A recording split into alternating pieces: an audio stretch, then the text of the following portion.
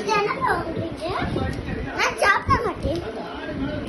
சாப்பிட மாட்டேன். நீங்க மாமிக்கு எல்லாம் வாங்கினீங்க எல்லாம் சாப்பிட மாட்டேன்.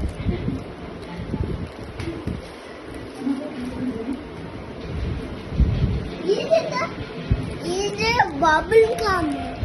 தூரா பண்ணுங்க. பபிள் கம் போது நானும் இதான் ஸ்டார்ட் பண்ணேன். பபிள் கம் கொஞ்சம் நல்லா இருக்கும். தூர வாங்க வேண்டாம் இல்லையா?